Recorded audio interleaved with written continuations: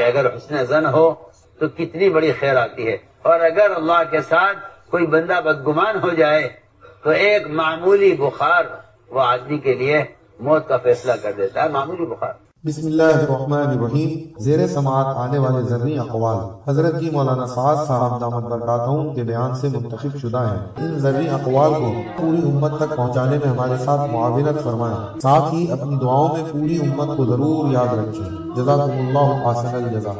میرے محترم بزرگوں، دوستو، عزیزو، سب سے بڑی طاقت ملائکہ سے بڑھ کر، زمین و آسمان سے بڑھ کر، یا اللہ تعالیٰ نے اگر اپنی مخلوق میں کوئی سی چیز کو قوی بنایا ہے اپنی قدرت سے، تو اس ساری طاقتوں سے بڑھ کر سب سے قوی چیز مومن کا گمان ہے۔ مومن کا گمان ہے، جس کو ہم کچھ نہیں سمجھتے، وہ مومن کا گمان ہے۔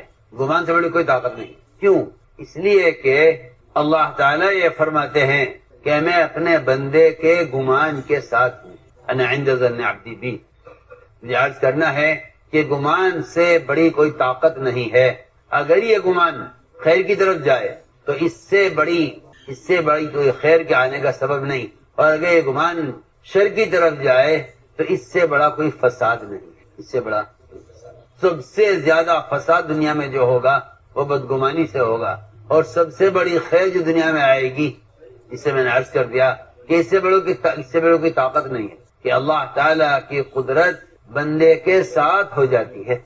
انا عند ظن عبدی بی، میں اپنے بندے گمان کے ساتھ۔ قرآن میں اور حدیث میں سب سے پہلے گمان پر آنے والی خیریں اور بدگمانی سے آنے والے شر، پہلے اس کو جاننا چاہیے کہ بدگمانی سے کیا شر ہوا ہے اور حسن ظن سے کیا خیر آئی ہے، حسن ظن سے کیا خیر آئی ہے اور بدگمانی سے کیا شر آیا ہے، پہلے اس کو سمجھنا چاہیے۔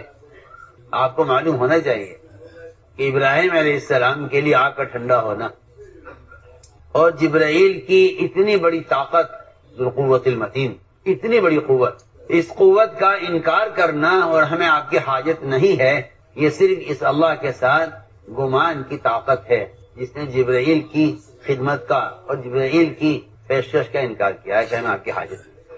یہ پہلی مثال ہے اللہ کے ساتھ حسن ظن کی، اللہ کے ساتھ گمان اچھا کرنے کی، کہ اللہ کے ساتھ گمان ٹھیک ہو جائے تو انسان ملائکہ سے مستغنی ہو جاتا ہے۔ اللہ، اور کیا چاہیے؟ مومن ملائکہ سے مومن مستغنی ہو جاتا ہے، صرف گمان ٹھیک کر لے۔ میرا اللہ کے ساتھ یہ گمان ہے، تو گمان ایک ایسی طاقت ہے کہ مومن کو ملائکہ سے مستغنی کر دے۔ دنیا میں کون سی مخلوق ایسی رہ گئی کہ مومن جس کا محتاج ہو جائے؟ تو میں نے ایک بات عرض کی ہے کہ ایسے مواقع ہیں سیرت میں بہت، کہ جہاں اللہ تعالیٰ نے انبیاء علیہ السلام پر حالات لا کر اس بات کا اندازہ کیا ہے کہ ان کا میرے بارے میں، میرے ساتھ ان کا کیا گمان ہے، ان کا میرے ساتھ کیا گمان۔ ابراہیم علیہ السلام جب آگ اور توپ کے درمیان میں تھے، فضا میں، یہ وہ وقت تھا ویسے فضا میں تھے، توپ سے نکل چکے تھے، آگ کے اور توپ کے درمیان فضا میں تھے، ہوا میں تھے، جب جبرائیل نے اپنے آپ کو پیش کیا ہے کہ یہ ایسا موقع ہے کہ اس وقت تو یہ کہیں گے ہاں اس وقت سہارے کی ضرورت ہے، توپ میں تو ہم سہارے سے تھے، یہاں سہارے کی سخت ضرورت ہے۔ ابراہیم علیہ السلام اس وقت توپ اور آگ کے درمیان فضا میں ہے، یہاں جبرائیل نے اپنی پیشکش یہاں کی ہے کہ ہم آپ کے سب کے لیے حاضر ہیں۔ فرمایا اما الیک فلا، ہمیں آپ کی حاجت نہیں ہے، ہمارا امتحان ہو رہا ہے، ہم اپنے عمل سے یہ بات ثابت کریں گے کہ ہمیں آپ کی حاجت نہیں۔ یہ میں نے ایک پہلی مثال دی ہے اللہ کے ساتھ گمان کرنے۔ آگے چلیے، حضور اکرم صلی اللہ علیہ وسلم کو جب سراقہ ابن مالک نے پا لیا، آپ نے فرمایا ابو بکر تمہارا کیا خیال ہے اس ذات کے بارے میں، تمہارا کیا گمان ہے اس ذات کے بارے میں جو ہمارے ساتھ تیسرا ہے، تمہارا اس کے بارے میں کیا گمان ہے، تمہارا اس کے ساتھ کیا گمان ہے جو ہمارے ساتھ تیسرا ہے۔ یہاں بھی گمان ہے کہ اگر تمہارا اللہ کے ساتھ گمان یہ ہے کہ ہماری مدد کرنے والا ہے، تو پھر اللہ تعالی اس گمان کی بنیاد پر مدد کریں گے، اور اگر تمہارا خیال یہ ہے کہ ہم پر غالب آ جائیں گے، یہ اللہ کے ساتھ بدگمانی، اور اللہ تعالیٰ اپنے بندے کے گمان کے ساتھ ہیں، وہ تو حالات لا کر اپنے بندے کے گمان کا امتحان لینا چاہتے، اس کا میرا گمان کیا ہے؟ حالات اگر اچھے ہوں، کوئی خطرہ ہی نہ ہو، تو گمان کا کوئی امتحان نہیں ہے۔ گمان کا امتحان برے حالات میں ہوتا ہے، گمان کا امتحان برے حالات میں۔ میں مثال عرض کر رہا ہوں کہ ادھر ابراہیم علیہ السلام کا آگ اور توپ کے درمیان میں ہونا، یہ گمان آپ کے گمان کا امتحان ہے، اور ابو الدرداء رضی اللہ تعالیٰ سے لوگوں کا آخر کہنا کہ آپ کا مکان جل رہا ہے، یہاں بھی گمان کا امتحان ہے، اگر تم اس خبر کا، ان کی نظر کا یقین کرتے ہو تو پھر ہمارا وعدہ پورا نہیں ہوگا، اور اگر تم نظر کا انکار کرتے ہو، خبر کا یقین کرتے ہو۔ دیکھیں دو چیزیں متضاد ہوتی ہیں، خبر اور نظر۔ خبر نظر اللہ سے بدگمان کرتی ہے، نظر اللہ سے بدگمان کرتی ہے، نظر اللہ سے بدگمان کرتے ہیں کہ حالات تو یہ نظر آ رہے ہیں، ان حالات میں کیا ہو سکتا ہے۔ اسی لیے آپ دیکھیں گے کہ منافقین اللہ سے بدگمان رہتے تھے کیونکہ ان کی نظر حالات پر ہوتی تھی، اور صحابہ کرام اللہ سے گمان میں سچے رہتے تھے اس لیے کہ ان کی نظر حکم پر ہوتی تھی، حکم اور وعدہ کہ یہ حکم ہے، یہ وعدہ ہے۔ تو یہ آگے کرنا تھا کہ یہ مثالیں ہیں کہ اگر وہاں آگ ٹھنڈی ہوئی ابراہیم علیہ السلام کے لیے ان کے اللہ کے ساتھ گمان کرنے پر، تو یہاں ابو الدرداء کے لیے آگ ٹھنڈی ہو گئی ہے اللہ کے ساتھ گمان ٹھیک کرنے پر۔ یہ صحابی، ادھر ایک صحابی ہیں، ادھر ابراہیم علیہ السلام۔ یہ بھی نہیں ہے کہ نبی کے صحابی کے گمان میں فرق ہوگا، یہ بھی نہیں۔ جتنی معیت اللہ کی نبی کے ساتھ ہے اس کے اللہ کے ساتھ حسن ظن پر، اتنی ہی اللہ کی معیت امتی کے ساتھ ہے اس کے اللہ کے ساتھ حسن ظن پر۔ یہ تو ہے خیر کے آنے کی بات۔ اس کے علاوہ شر کی مثالیں بے شمار ہیں کہ جہاں اللہ کے ساتھ بدگمان ہو جاتا ہے بندہ، وہاں اس کے لیے خیر کو اللہ تعالیٰ کھینچ لیتے ہیں اور شر کا فیصلہ فرما دیتے ہیں، شر کا فیصلہ کرتے ہیں۔ میں نے مثال عرض کی تھی کہ ایک شخص کو بخار ہوا، آپ نے فرمایا کہ خود گھبرانے کی بات نہیں ہے، ٹھیک ہو جاؤ گے، اور یہ بخار تو تمہاری گناہوں سے پاک کرنے کے لیے آیا ہے۔ اس نے اپنی بدگمانی ظاہر کی اللہ کے ساتھ، اس نے کہا نہیں آپ کیا بات کر رہے ہیں، یہ بخار تو مجھے قبرستان لے جا کر چھوڑے گا۔ فرمایا فنعم اذن، اگر تمہارا گمان اللہ کے ساتھ اس بخار میں یہ ہے پھر تو تمہارے لیے موت ہی مناسب ہے۔ اس صاف بات، اگر آپ کا تجربہ بخار سے مرنے کا ہے تو جو تمہارا تجربہ ہے، اگر تمہاری نظر یہ ہے تو پھر تمہارے لیے موت ہی مناسب ہے، اور اگر تمہاری بات مان کر اپنے گمان کو اللہ کے ساتھ ٹھیک کر لو تو جیسے گمان کرو گے اللہ تمہارے سے معاملہ کرے گا۔ اس لیے میں نے دو باتیں عرض کی ہیں کہ اگر حسن ظن ہو تو کتنی بڑی خیر آتی ہے، اور اگر اللہ کے ساتھ کوئی بندہ بدگمان ہو جائے تو ایک معمولی بخار وہ آدمی کے لیے موت کا فیصلہ کر دیتا ہے، معمولی بخار۔ یہ دو مثالیں میں نے عرض کی ہیں یہ سمجھانے کے لیے کہ ظن اور گمان کتنی بڑی طاقت ہے۔ اس لیے یہ بات ذہن میں رہے کہ سب سے پہلے جو شیطان کا حملہ ہوتا ہے مومن پر، وہ اس کے گمان پر حملہ ہوتا ہے، اس کے گمان پر حملہ ہوتا ہے۔ سب سے پہلی بات یہ، سب سے پہلے شیطان بدگمانی پیدا کرتا ہے بندے کے دل میں، اللہ کی طرف سے بھی اللہ کی مخلوق کی طرف سے بھی۔ یہ سب سے پہلا کام ہے شیطان کا کہ ان کے اندر، ان کے دلوں میں بدگمانی پیدا کرو، ان کے دلوں میں بدگمانی پیدا کرو۔ یہ شیطان کا پہلا حربہ ہے۔ اس لیے قرآن نے اعلان کہا ہے سارے ایمان والوں کو مخاطب کر کے، اے ایمان والوں کے بارے میں بدگمانی سے بچو، اے ایمان والوں بارے میں بدگمانی سے بچو۔ اجتنبوا کثیرا من الظن ان بعض الظن اثم، کہ بدگمانی سے اپنے آپ کو بچاؤ۔ اس لیے کہ اس بدگمانی پر بندہ بڑے سے بڑا قدم اٹھا لیتا ہے۔ اس لیے پہلا حکم یہ دیا ہے سارے ایمان والوں کو کہ مومن کے بارے میں بدگمانی سے اپنے آپ کو بچاؤ، اس لیے کہ بدگمانی ہوتی ہے، بدگمانی کے بعد تجسس ہوتا ہے، تجسس شیطان ایمان والوں کے دلوں میں بدگمانی پیدا کرتا ہے۔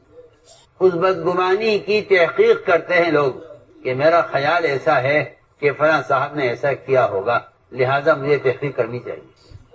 یہاں سے مسلمان کی عیب جوئی شروع ہوتی ہے۔ اس بدگمانی کے بعد تجسس ہوتا ہے، بدگمانی کے بعد تجسس ہوتا ہے کہ دیکھو کون کیا کر رہا ہے، وہ اس کی تحقیق کرتے ہیں، اور اگر انہیں کوئی بات نظر آ جائے تو پھر یہاں سے غیبت شروع ہوتی ہے۔ اس لیے اللہ نے قرآن میں ترتیب رکھی ہے اجتنبوا کثیرا من الظن ان بعض الظن اثم ولا تجسسوا ولا یغتب بعضکم بعضا۔ پہلے بدگمانی، پھر تجسس، پھر غیبت، یہ قرآن کی ترتیب ہے۔ اسی لیے حدیث میں فرمایا ہے ایاک والظن، کہ دیکھو اپنے آپ کو مومن کے بارے میں بدگمانی سے بچاتے رہنا، اس لیے کہ بدگمانی یہ سب سے بڑا جھوٹ ہے۔ ان الظن اکذب الحدیث، اللہ اکبر، اکذب الحدیث۔ جتنی باتیں آدمی سوچ سکتا ہے، جتنی باتیں انسان کر سکتا ہے، ان میں سب سے بڑا جھوٹ مومن کے ساتھ بدگمانی ہے، مومن کے ساتھ سب سے بڑا چیز. فإن الظن أكذب الحديث. کیوں فرمایا اکذب الحدیث؟ اس کی وجہ یہ ہے کہ بدگمانی دلوں میں شیطان پیدا کرتا ہے اور وہ سب سے بڑا جھوٹا ہے. جو آدمی کوئی بدگمانی پر کوئی فیصلہ کر لے وہ سب سے بڑا جھوٹا ہے اس حدیث کی وجہ سے. اس حدیث کی وجہ سے فرمایا ان الظن اکذب الحدیث کہ بدگمانی شیطان دل میں پیدا کرتا ہے. جو اس بدگمانی کو سوچتا ہے یا اس کا ذکر کر دیتا ہے یا اس کو زبان پر لے آتا ہے کہ یہ تمام جھوٹ کی شکلوں میں سب سے بڑی جھوٹ کی شکل ہے یہ. ان الظن اکذب الحدیث. تو بھی عرض کرنا ہے کہ بدگمانی اور یہ چیز امت میں عام ہو گئی ہے. اور لوگ کہتے ہیں، ہم نے سنا ہے حدیث میں آتا ہے کہ لوگ ایک بات کو سن کر نقل کریں گے. لوگ پوچھیں گے تم سے یہ بات کس نے کہی ہے؟ وہ یہ کہیں گے کہ ہم اس آدمی کو شکل سے اچھی طرح جانتے ہیں، نام سے نہیں جانتے، سامنے آئے گا تو بتلا دیں گے. بڑی اچھا شکل کا آدمی تھا، دیکھنے میں بہت دیندار نیک، اور ہمارا خیال یہ ہے کہ اس آدمی کا چہرہ ہے بتا رہا تھا کہ وہ جھوٹ نہیں بول سکتا. یہ تک روایت کے اندر اس کی شکل سے معلوم ہوتا ہے کہ وہ آدمی سچا ہے اور وہ قابل اعتبار ہے. اس نے یہ بات کہی ہے. حدیث میں صراحتاً فرمایا کہ وہ شیطان ہی تھا جو ایک بزرگ کی شکل میں آ کر تمہارے سامنے ایک بات چھوڑ گیا ہے، اور تم یہ کہتے ہو کہ ہم اس کو شکل سے جانتے نام سے نہیں جانتے، میں دوبارہ نہیں آئے گا. وہ شیطان تھا جو تمہارے درمیان ایک بدگمانی پیدا کر کے چلا گیا ہے. اس لیے آدمی فرمایا ایک آدمی کے جھوٹا ہونے کے لیے اتنا کافی ہے کہ وہ سنی ہوئی بات کو آگے نقل کر دے. سنی ہوئی بات کو آگے نقل کر دے. ایک آدمی کے جھوٹا ہونے کے لیے کافی ہے. سوال اس بات کا ہے کہ جب یہ گمان اتنی بڑی طاقت ہے تو پھر ہم اس گمان کو مومن کے بارے میں اچھا بنا کر اس کے ذریعے سے خیر کیوں نہیں حاصل کرتے؟ میں ایک مثال عرض کرتا ہوں کہ اگر مومن کے بارے میں آپ تک کوئی بات پہنچائی جائے کہ فلاں صاحب نے ایسا کیا ہے، فلاں صاحب نے ایسا کیا ہے، اور آپ کوشش کر کے ان ساری خرابیوں کے باوجود اس مومن کے بارے میں اچھا گمان کر لیں، حالانکہ بظاہر آپ کا یہ گمان کرنا ان خبروں کے اعتبار سے بالکل غلط ہوگا، لیکن اللہ تعالیٰ اسے اتنا خوش ہوتے ہیں کہ میرے بندے کے بارے میں اچھا گمان کر رہا. میں اس کی مثال عرض کرتا ہوں کہ اگر مومن کے بارے میں اچھا گمان کیا جائے تو اللہ تعالیٰ اس کے گمان کے مطابق کر دیتے ہیں. جن کی خرابیاں اور جن کی شکایتیں اور جن کے عیوب آپ کے سامنے بیان کیے گئے ہیں، اگر آپ ان کے بارے میں اچھا گمان کر لیں تو اللہ تعالیٰ اس گمان کی قوت سے، اس گمان کی طاقت سے ان ساری خرابیوں کو خوبیوں میں منتقل کر دیتے. قصہ پیش آیا کہ ملک شام پر امیر تھے سعید ابن عامر ابن حزیم جمحی رضی اللہ تعالیٰ. سعید بن عامر یہ امیر تھے ملک شام پر. ملک شام کے عوام نے اپنے امیر کی شکایت کی حضرت عمر رضی اللہ تعالیٰ، اور یہ کہا اس آدمی کے اندر کچھ ایسی چیزیں ہیں جس سے ہم پریشان ہیں.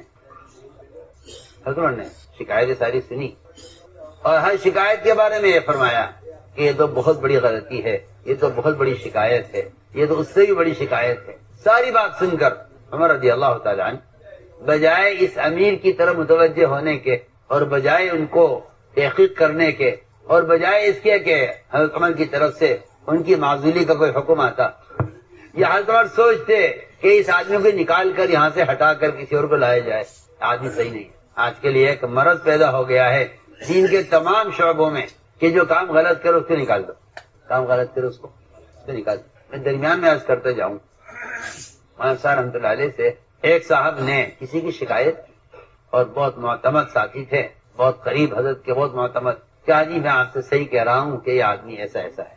حضرت نے فرمایا اگر تم 10 متبادل اس سے بہتر مجھے لا کر دے دو، 10 متبادل اس سے بہتر لا کر دے دو، پھر بھی میں اس آدمی کو نہیں ہٹاؤں گا.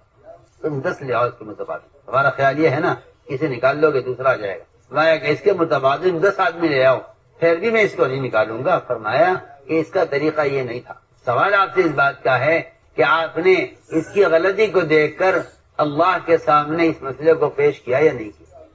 میں عرض کرنا چاہتا ہوں کہ آج کے لیے ایک بیماری پیدا ہوئی ہے کہ ذمہ داروں سے ساتھیوں کی شکایتیں کرو تاکہ یہ ضائع ہو جائے. حالانکہ صحیح حدیث ہے، آپ نے فرمایا کوئی میرے پاس میرے کسی ساتھی کی شکایت لے کر نہ آئے ہرگز. میرا دل چاہتا ہے کہ میں تمہارے سامنے نکلوں تو میرا سینہ سب کی طرف سے صاف ہو.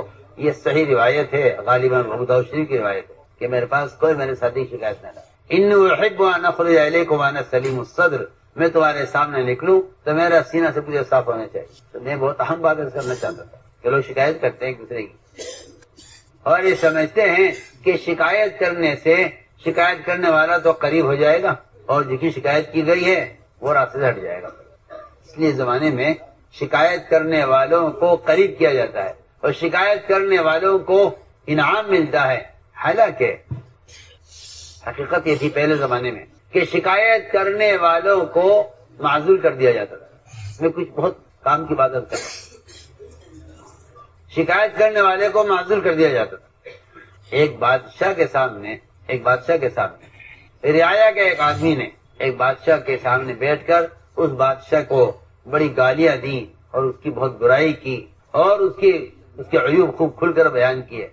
بادشاہ رعایا کے اس آدمی کی زبان نہیں جانتا تھا. بادشاہ سنتا رہا اور اس نے بادشاہ کے منہ پر بیٹھ کر وہ اس کو گالیاں دی ہیں اور وہ برا کہا ہے اس کو.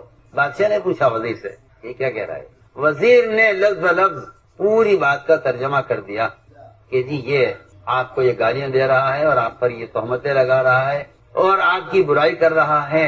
بادشاہ نے وزیر کی بات شروع ہوئی تھی ابھی وزیر سے کہہ دیا یہاں سے نکل جاؤ، تم میرے یہاں وزارت کے قابل نہیں. اسی وقت فیصلہ کر لیا بادشاہ نے کہ یہ آدمی میری وزارت کے قابل نہیں ہے. اس نے بہت قسمیں کھائی بادشاہ کے سامنے کہ میں سچ بول رہا ہوں، میں نے اس کی بات کا آپ کو ترجمہ کیا ہے، میں امانت دار آدمی ہوں. کیا کہ نہیں، تم یہاں سے نکل جاؤ. وزیر غفار ہو گیا. پوچھا بادشاہ نے اس آدمی کی زبان تمہیں کوئی جانتا ہے؟ ایک تو کھڑا ہوا کہ جی ہاں میں اس کی زبان جانتا ہوں. تو میں آؤ ترجمہ کرو اس کی بات. وہ آیا اور اس نے دوبارہ ساری بات اپنی دہرائی رعایا کے آدمی نے. بادشاہ سنتا رہا. بادشاہ نے اس سے کہا اس شخص سے کہ بتاؤ یہ کیا کہہ رہا ہے؟ کہنے لگا بادشاہ سلامت، یہ تو آپ کی بہت تعریف کر رہا ہے اور یہ تو آپ کی سخاوت کا اور یہ تو آپ کی عبادت کا ذکر کر رہا ہے اور یہ تو کہتا ہے کہ اس سے بہتر کوئی آدمی ملک کے لیے نہیں ہو سکتا. ساری بات کا غلط ترجمہ کیا اور اس کی ساری بات کو الٹ کر جتنی خرابیاں بادشاہ کی بیان کی تھی اس نے ساری باتوں کو خوبیوں میں بیان کیا. حالانکہ ایک بات میں بھی اس نے سچ نہیں بولا. اس مترجم نے ساری بات جھوٹی کی ہے. بادشاہ نے ساری بات سن کر کہا کہ تم میرے یہاں وزارت کے قابل ہے. کسی شخص نے کہا بادشاہ سلامت جس نے جھوٹ بولا ہے. بادشاہ نے کہا یہ جھوٹ بول کر رعایا کو مجھ سے جوڑنا چاہتا ہے اور تم سچ بول کر رعایا کو مجھ سے کاٹنا چاہتے ہو. جھوٹ بول کر رعایا کو یہ جھوٹ بول رہا ہے تو یہ جھوٹ بول کر رعایا کو مجھ سے ملانا چاہتا ہے اور تم نے سچ بولا ہے، تم سچ بول کر مجھ کو رعایا کو مجھ سے کاٹنا چاہتے تھے. تم نے تو سچا ترجمہ کیا ہے، تم رعایا کو کاٹنا چاہتے ہو. اور یہ اس نے جھوٹ بولا ہے. جو کچھ رعایا کے آدمی نے کہا تھا اس نے اس کے خلاف ترجمہ کیا. فرمایا میری وزارت کے وہ قابل ہے جو میری رعایا کو مجھ سے جوڑنے کی کوشش میں لگا رہتا ہے. میں نے ایک مثال عرض کی ہے. چنانچہ میں عرض کر رہا تھا کہ شکایت کرنے والے اس زمانے میں یہ ہوا کرتا تھا کہ اگر کوئی کسی کے بارے میں کوئی بات کہتا تھا تو اس کہنے والے کو ایسا جواب دیا جاتا تھا کہ اس کی ہمت نہیں ہوتی تھی دوبارہ شکایت کرنے کی. امام شافعی رحمۃ اللہ علیہ کے پاس ایک شخص آیا اور آ کر سنایا کہ فلاں صاحب نے آپ کے بارے میں یہ کہا ہے. ساری باتیں سچی. امام شافعی رحمۃ اللہ علیہ نے ساری بات سنی. پوری بات سن کر یہ فرمایا کہ اگر تم ان تمام باتوں میں بالکل سچے ہو پھر تو تم چغل خور ہو اور چغل خور جنت میں داخل نہیں ہوگا. اور اگر تم جھوٹ بول رہے ہو میرے دشمن کی طرف سے جو باتیں نقل کر رہے ہو مجھے، اگر اس میں تم جھوٹے ہو تو تم فاسق ہو، فاسق جنت میں داخل نہیں ہو. یہ شکایت کرنے والے کو امام شافعی رحمۃ اللہ علیہ نے یہ جواب دیا اگر تم سچ بول رہے ہو تم چغل خور ہو اور اگر تم جھوٹ بول رہے ہو تو تم فاسق ہو. دونوں طرح تمہاری بات صحیح نہیں ہے. سچ بول رہے ہو تب بھی غلط ہے، جھوٹ بول رہے ہو تب بھی غلط ہے. ایسے لوگ ہوتے. تو میں نے عرض کیا کہ شکایت آئی حکمر کے پاس کہ جی آپ کا متعین کیے ہوئے امیر ہیں، ان سے ہمیں شکایت ہے. عمر رضی اللہ تعالیٰ نے شکایتیں سنی. عجیب قصہ ہے. شکایتیں سن کر بجائے اس کے کہ متوجہ ہوتے اس امیر کی طرف، عمر رضی اللہ تعالیٰ عنہ فوراً متوجہ ہوئے اللہ کی طرف اور اللہ سے کہا اے اللہ اس کی شکایتیں آئی ہیں اور مجھے امید ہے تیری ذات سے اگر میں اس کے بارے میں گمان اچھا کروں تو مجھے امید ہے کہ تو میرے گمان کے مطابق کرے گا. گمان اتنی زبردست طاقت ہے یہ گمان، اتنی زبردست طاقت ہے یہ گمان کہ یہ اس امیر، ملک شام کے امیر کی خرابیوں کو یہ گمان خوبیوں بدل دے گا. نہ رعایا کو خبر کہ یہ خوبیاں ہیں، نہ اکبر کو خبر تھی کہ یہ خوبیاں ہیں. بڑے بڑے عیوب بیان کیے گئے اس کے. اکبر نے پوچھا رعایا کے لوگوں سے کہ کیا تمہیں کیا شکایت ہے؟ انہوں نے کہا جی میں 4 شکایتیں ہیں ان سے. پہلی شکایت تو یہ ہے کہ یہ آدھے دن تک باہر نہیں نکلتے، دن چڑھ جاتا ہے اور تاخیر سے آتے ہیں، ہمارے امور کو دیکھتے ہیں، ہمارے امیر ہیں، علاقے گورنر ہیں، اور ہم لوگ انتظار کرتے رہتے ہیں ان کے باہر آنے کا، اور یہ صبح دیر سے آتے ہیں. وہ ہماری تو بہت بڑی غلطی ہے، یہ تو بہت بڑا عیب ہے. ایک شکایت یہ ہے کہ یہ رات کو جو دروازہ بند کرتے ہیں تو صبح تک کسی کی بات سنتے نہیں، کسی سے ملتے نہیں. رات کو کوئی بڑا اہم مسئلہ پیش آ جائے تو یہ ہمیں موقع نہیں دیتے. فرمایا یہ تو بہت بڑی غلطی ہے. تیسری شکایت یہ ہے کہ یہ کسی بھی دن اچانک بے ہوش ہو جاتے ہیں اور ایسا حال ہو جاتا ہے ان کا کہ ہمیں یقین ہوتا ہے کہ یہ مر گئے. ایک ان کے اندر یہ بیماری ہے، اس بیماری کی وجہ سے یہ آدمی عمارت کے قابل نہیں. اور ایک شکایت ہمیں یہ ہے ان سے کہ یہ مہینے میں ایک روز ایسا آتا ہے ان پر کہ اس میں یہ کسی سے ملتے نہیں، کسی کی بات سنتے نہیں. حضرت نے فرمایا کہ میں طلب کرتا ہوں. میں نے عرض کیا عمر رضی اللہ تعالیٰ عنہ یہ بات سنتے ہی اللہ کی طرف متوجہ ہوئے اور یہ کہا اے اللہ میرا تو اس ایمان والے کے بارے میں اچھا گمان ہے، تو اس پر قادر ہے کہ جیسا میرا گمان ہے اس کے بارے میں تو ایسا کر. میں اس میں مثال دے رہا ہوں گمان کی، بس گمان کی مثال دے رہا ہوں. مومن کے بارے میں اچھا گمان، مومن کے بارے میں اچھا گمان. حضرت عمر نے دعا کی اور دعا مانگنے کے بعد اس آدمی کو خط دیکھا کہ فوراً میرے پاس. چنانچہ رعایا کے لوگ بھی آئے، یہ خود بھی آئے. امیر عمر رضی اللہ عنہ نے فرمایا کہ یہ تمہاری شکایتیں کر رہے ہیں. پہلی شکایت ان کو تم سے اس بات کی ہے کہ دن چڑھنے تک تم باہر نہیں آتے. نہ کہ مومنین بات یہ ہے اللہ تعالی نے میری بیوی کا نفقہ اور اس کا کھانا میرے ذمہ کیا ہے. نہ اس کے ذمہ کمانا ہے، نہ اس کے ذمہ پکانا ہے. کھانا تیار کرنا، کھانا مہیا کرنا، کمانا میرے ذمہ ہے. میں صبح اٹھ کر آٹا پیستا ہوں، تیار کرتا ہوں، اسے گوندتا ہوں. گوندنے کے بعد جب اس کا خمیر ہو جاتا ہے اس کی روٹی تیار کر کے اپنا اور بیوی کا کھانا تیار کر کے اس کو کھانا دے کر میں باہر آتا ہوں. اس میں تاخیر ہوگی. لیکن شریعت نے کمانا اور پکانا اس ذمہ نہیں کیا، میرے ذمہ کیا. نفقہ سکنا میرے ذمہ ہے، اس کا کھانا میرے ذمہ ہے. اس لیے مجھے تاخیر ہوتی ہے آنے میں کہ میں گھر والوں کے کہ کھانا تیار کر کے انہیں کھانا کھلا کے باہر آتا ہوں. حضرت نے فرمایا اے اللہ تیرا شکر ہے کہ تو نے اس خرابی کو خوبی میں اور اس عیب کو اچھی خصلت میں تبدیل کر دیا. میں اور کیا شکایت ہے؟ ایک شکایت یہ ہے کہ یہ رات کو دروازہ بند کر لیتے ہیں، عشاء کے بعد پھر کسی کی سنتے نہیں. کتنا یہاں مسئلہ پیش آ جائے ان کا دروازہ ہم کھٹکھٹاتے ہیں، جواب نہیں دیتے. مومنین یہ سوال مت کیجیے مجھ سے، میں نہیں چاہتا کہ لوگوں کے سامنے بات کھلے. تو میں نہیں بتاؤ کیا بات ہے. میں نے کہا جی بات یہ ہے کہ ان سے کہا ہوا ہے کہ دن میرا تمہارے لیے ہے اور رات میری حاجت کے لیے ہے. میں رات بھر اللہ کی عبادت میں رہتا ہوں. میں نے ان سے کہا ہوا ہے پورا دن تمہاری خدمت کے لیے ہے، لیکن رات کا وقت میرا حاجت ہوتا ہے. اللہ کا شکر ادا کیا. اے اللہ تیرا شکر ہے کہ تو نے میرے گمان کے مطابق کر دیا. اور کیا شکایت ہے؟ کہ ایک شکایت یہ ہے کہ یہ اچانک کسی بھی دن بے ہوش ہو جاتے ہیں اور ایسا دورہ پڑتا ہے ان کو ہمیں یقین ہوتا ہے کہ یہ مر گئے. حضرت نے پوچھا کہ بتاؤ کیا بات. کہنے لگے مومنین بات یہ ہے کہ مکہ مکرمہ میں ہم زمانہ شرک میں جب اسلام نہیں لائے تھے، ایک صحابی کے قتل میں کفار کے ساتھ شریک تھا. جب مجھے ان صحابی کا قتل کرنا یاد آتا ہے تو میں بے ہوش ہو جاتا ہوں اس فکر میں کہ اللہ مجھ سے قیامت میں سوال کریں گے کہ تم نے فلاں صحابی کے قتل میں کفار کی مدد کیوں کی. لیکن یہ بتاؤ یہ کیا بات ہے کہ تم مہینے میں ایک دن چھٹی کرتے ہو. کہ مومنین میں ایک کرتا مدینے سے لے کر چلا تھا، میں مہینے میں ایک مرتبہ اس کرتے کو دھوتا ہوں اور وہ اونی کرتا ہے، اس کے سوکھنے میں وقت لگتا ہے.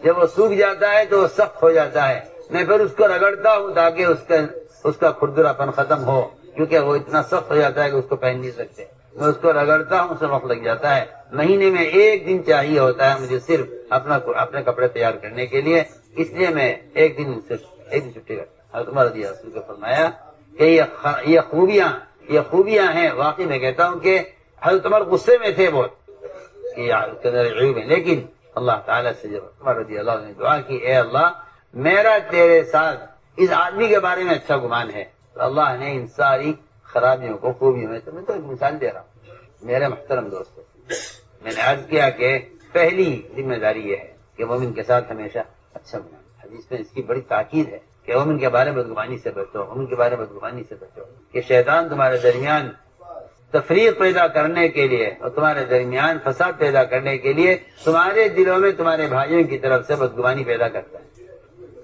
پھر جب آدمی کے پاس شیطان کو خبر لاتا ہے تو یہ اس خبر کو آگے بڑھا دیتے ہیں، خبر کو آگے بڑھا دیتے ہیں، خبر سنتے ہیں آگے بڑھا دیتے ہیں۔ آج کل یہ ایسا معمول بن گیا ہے کہ جو آدمی کوئی بات سنتا ہے وہ اس بات کو آگے بڑھا دیتا ہے، اس بات کو وہ سن کر آگے بڑھا دیتا ہے۔ اس لیے فرمایا کہ ایک آدمی کے جھوٹا ہونے کے لیے اتنا کافی ہے کہ وہ سنی ہوئی بات دوسرے کو نقل کر دے، سنی ہوئی بات دوسرے کو نقل کر دے۔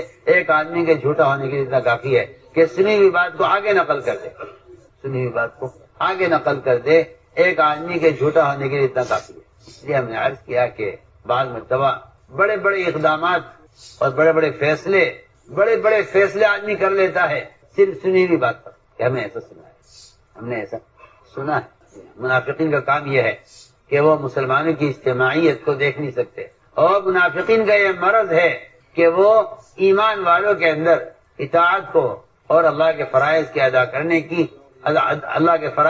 کرنے پر امت آئے، اس کو منافق برداشت نہیں کر سکتے۔ منافقین کا کام یہ ہے کہ وہ جھوٹی خبریں لے کر پھرتے رہتے ہیں، ان کا 24 گھنٹے کا کام یہ ہے، 24 گھنٹے کا یہی کام، انہیں کوئی مطلب اس سے نہیں ہوتا کہ دین کیا ہے اور امت میں دین کیسے آئے۔ ان کا 24 گھنٹے کا کام یہ ہوتا ہے کہ جو خبر وہ سن لیں وہ اس خبر کو جھوٹی ہو یا سچی، ان خبروں کو پھیلانا یہ ان کا مقصد زندگی بن کر رہ جاتا ہے۔ اور اگر ان خبروں پر کوئی فیصلہ کر لیا جائے اور مومن کے ساتھ اس موقع پر اچھے گمان نہ کیا جائے تو اس سے بڑے بڑے فسادات اور اس سے بڑے نقصانات امت کے ہوتے ہیں۔ میں مثال عرض کرتا ہوں، سیرت پڑھا کرو اور سیرت میں ان چیزوں پر غور کیا کرو کہ کہاں کہاں غلط فیصلے ہوئے ہیں مومن کے بارے میں بدگمانی کرنے کی وجہ سے۔ ایک قبیلہ تھا، قبیلہ بنو مستلق، بڑا قبیلہ تھا، مالدار قبیلہ تھا، بڑا قبیلہ تھا، مالدار قبیلہ تھا۔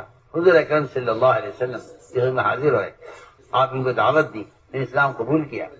اسلام قبول کرتے ہی اسی مجلس میں آپ نے فرمایا کہ تم پر تمہارے مالوں کی زکات دی ہے، کیا اسلام زکات دیں گے؟ زکات کتنی دینی ہے، کیسے دینی ہے؟ آپ نے زکات کی مقدار بتلائی کہ اتنے مال پر اتنی زکات ہوگی، تو ہم زکات دینا چاہتے ہیں، کیا ہو؟ کیا ہم جائیں ابھی اور زکات کا مال لے آئیں؟ وہاں ایسا تو تھا نہیں کہ بھائی ابھی تو ہم مسلمان ہوئے ہیں، ابھی تو ہم آہستہ آہستہ دیکھیں گے کہ زکات کسے کہتے ہیں، کیسے ہوتی ہے، ابھی دینے کا موقع ہے یا نہیں ہے، یہ کچھ نہیں۔ اسلام قبول کرتے ہی انہوں نے کہا کہ ہم زکات کیسے دیں گے؟ کیا ہم زکات کا مال لے کر آ جائیں یا آپ کا آدمی آئے گا زکات وصول کرنے کے لیے؟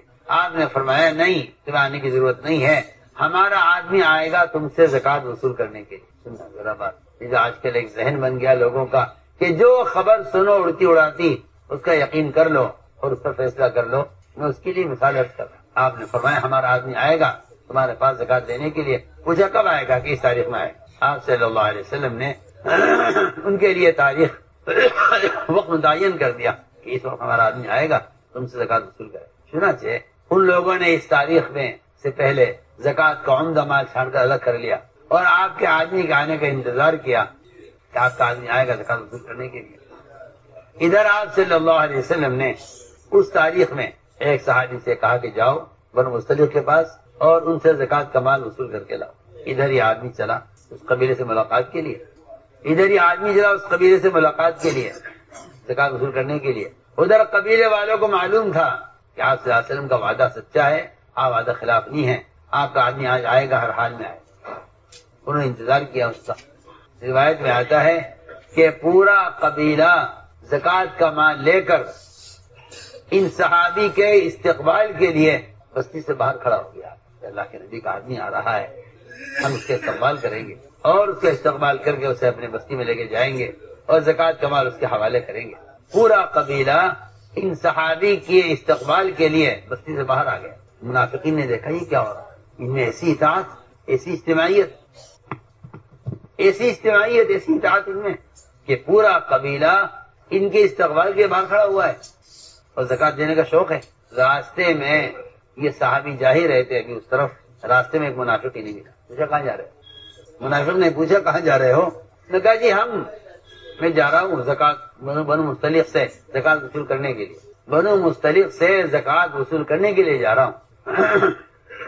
اس منافق نے جھوٹی خبر سنائی۔ اس منافق نے یہ کہا کہ آپ کو صورتحال معلوم نہیں ہے، آپ بہت بھولے آدمی ہیں، ہمیں حالات معلوم ہیں، ہم جو کہہ رہے ہیں آپ سے صحیح کہہ رہے ہیں، ہماری بات کا آپ یقین کیجئے۔ یہ کہ جو لوگ فساد چاہتے ہیں، یہ جن کے دلوں میں اندر جھوٹ ہوتا ہے، وہ پہلے یہ بات کہہ دیتے ہیں کہ آپ ہماری بات کا یقین نہیں کریں گے، ہم بالکل سچ بول رہے ہیں، آپ ہماری بات کا یقین نہیں کریں گے، ہم سچ کہہ رہے ہیں۔ جس کے دل میں جھوٹ ہوتا ہے وہ اس کی بات کی ابتدا یہاں سے ہوتی ہے کہ آپ ہماری بات کا یقین نہیں کریں گے، ہم آپ کے خیر خواہ ہیں، ہم سچ بول رہے ہیں۔ یوسف علیہ السلام کے بھائیوں نے جب یوسف علیہ السلام کو کنویں میں ڈال دیا تھا تو باپ سے آ کر جو بات شروع کی تھی وہ یہاں سے شروع کی تھی، ماں انت بمؤمن لنا ولو كنا صادقین، آپ ہماری بات کا یقین نہیں کریں گے حالانکہ ہم بالکل سچے ہیں، اگرچہ ہم کتنا بھی سچ بولیں آپ یقین نہیں کریں گے۔ یہ میں کہتا ہوں یہ اندر کا جھوٹ ہے جو یہ کہلوا رہا ہے کہ آپ ہماری بات کا یقین نہیں کریں گے، ہم سچ بول رہے ہیں۔ یہاں بھی انہوں نے یہی کیا کہ آپ میری بات کا یقین نہیں کریں گے، میں آپ سے سچ کہہ رہا ہوں، آگے بڑا خطرہ ہے، آپ کو صورتحال معلوم نہیں ہے، میں اپنی آنکھوں سے دیکھ کر آیا ہوں۔ تو کیا بات ہے؟ یہ بات یہ ہے کہ جس قبیلے سے آپ زکات دینے جا رہے ہیں وہ پورا قبیلہ آپ کو قتل کرنے کے لیے بستی سے باہر کھڑا ہوا ہے۔ آپ کے نزدیک تو سنی ہوئی بات یقینی ہوتی ہے نا، اس نے کہا پورا قبیلہ آپ کے قتل کے لیے بستی سے باہر کھڑا ہوا ہے، یہ اس نے خبر دی، اور پورا قبیلہ زکات دینے سے انکار کر رہا ہے کہ ہم زکات نہیں دیں۔